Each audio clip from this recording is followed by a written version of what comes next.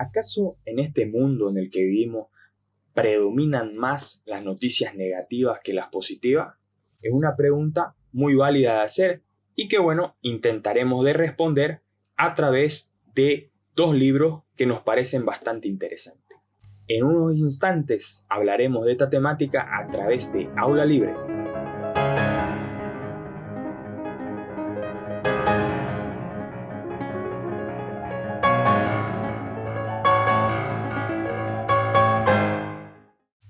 El 25 de agosto de este año 2020, la Organización Mundial de la Salud certificó al continente africano como libre de poliomielitis. Como se sabe, esta es una enfermedad viral que sobre todo afecta a niños.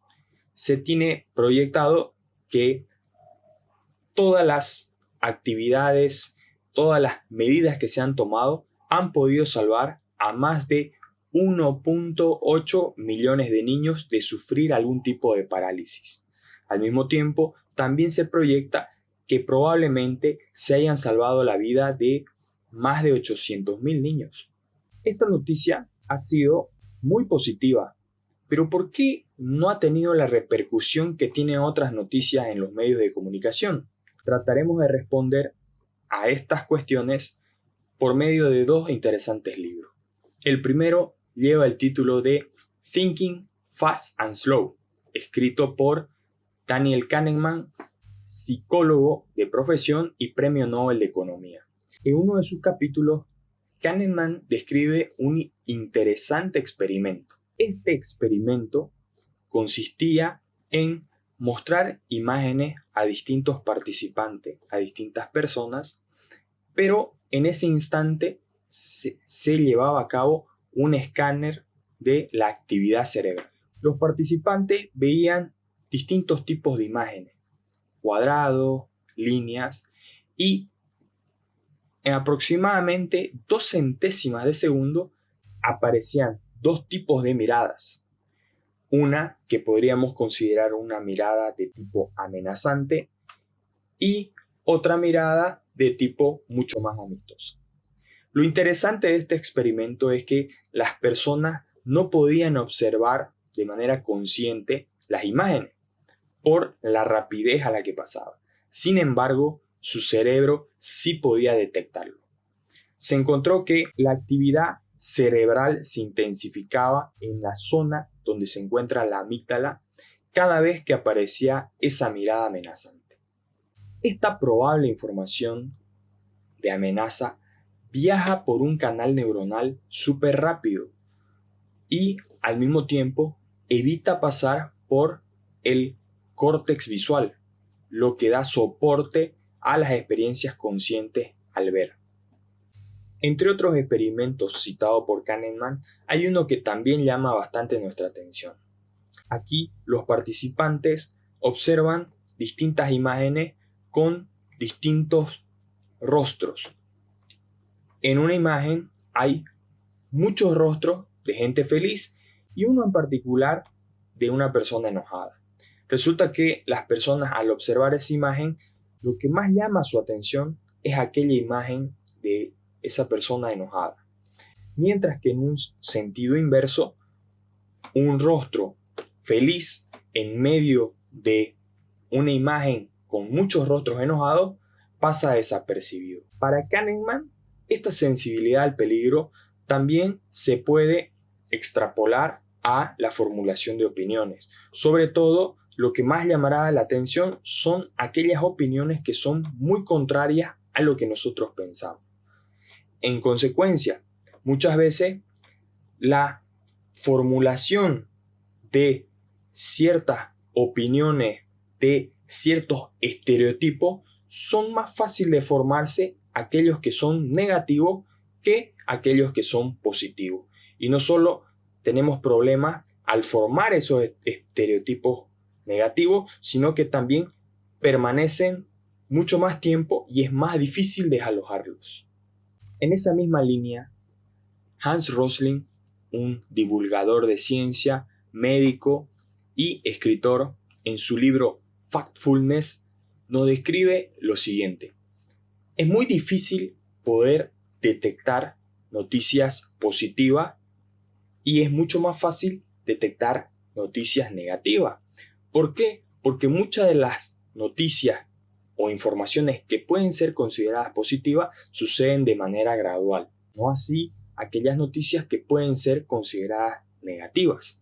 Por ejemplo, Rosling en su libro destaca algunas mejorías y algunos riesgos que han disminuido en las últimas décadas. Por ejemplo, la contaminación de plomo por la gasolina en los vehículos. También ha habido una reducción en la mortalidad infantil. Al mismo tiempo, ha habido una reducción en personas infectadas con VIH y también hay una reducción en las muertes de personas por guerra. Por otra parte, también Rosling destaca algunos datos que se han incrementado y que también pueden ser considerados positivos. La esperanza de vida de niños, de mujeres, el aumento de coberturas de salud en muchos estados, el aumento de electricidad y agua potable en gran parte de los estados y también hay datos de un incremento en la preocupación por el medio ambiente y el aumento de áreas protegidas. Y si hay tantos datos positivos sobre el mundo, ¿por qué vemos que el mundo aparentemente está mal? Según Rosling, en realidad no pensamos y reflexionamos sobre el mundo, sino que más bien lo sentimos. Y lo sentimos a partir de toda esa información que capta nuestro cerebro y que normalmente es negativa. Sin embargo, Rosling en su libro nos deja algunas herramientas para poder reflexionar y analizar mucho mejor lo que está sucediendo. Una de las primeras herramientas que nos dice, hay que imaginarnos al mundo como si fuera un paciente, ya sea un bebé, un niño, en una terapia intermedia. ¿Qué quiere decir? Bueno, hay que estar pendiente de sus signos vitales, pulso, su presión arterial, cantidad de oxígeno. Y aunque veamos que existe un buen pulso o la cantidad de oxígeno es muy positiva, no necesariamente lo vamos a retirar del hospital o de la terapia intermedia para llevarlo a nuestra casa. Sin duda hay que seguir observando que vaya evolucionando y cada vez mejor, pero siempre mirar esos indicadores para verificar que la salud, en este caso de nuestro mundo, vaya mejorando, aunque sea de a poco, pero vaya mejorando. Por otra parte, Rosling nos dice que hay que estar siempre preparados para todas las noticias negativas que vengan. ¿Por qué? Porque nuestro cerebro es lo que más va a captar. Probablemente esta condición de nuestra especie ha sido muy beneficiosa en el pasado, ¿no? Para poder defendernos de las amenazas que rodeaban al hombre en aquellos momentos donde no teníamos casa, teníamos que conseguir la comida cazando y que todavía no se había desarrollado la agricultura. Bueno, eso lo mantenemos hasta hoy y de eso tenemos que ser conscientes. Y una tercera herramienta puede ser analizar la historia sin censura y tampoco sin romantizarla. Muchos profesores utilizan la forma de contar cuentos y muchas veces cuando se cuenta la historia como cuento no vemos o no analizamos lo negativo que puede ser. Creo que esta es una parte muy importante de no hacernos idealizaciones del pasado, sino tratar de analizar lo bueno y lo malo que se ha hecho para no cometer esos errores. Estas son algunas ideas que nos parece bastante interesante poder difundirlas. Y bueno, para finalizar, simplemente recordar que este pasado 28 de septiembre se recuerda el Día del Divulgador Científico o de la Divulgación Científica, debido a que fue la primera emisión del programa Cosmos, llevado, ¿no? O dirigido, mejor dicho, por el científico y divulgador de ciencia Carl Sagan. Sin duda, lo que queremos es felicitar a todas las personas que están en esta noble labor para difundir la ciencia y el conocimiento, que es muy importante en nuestra época para, bueno, entender mejor el mundo, a nosotros mismos y tomar mejores decisiones.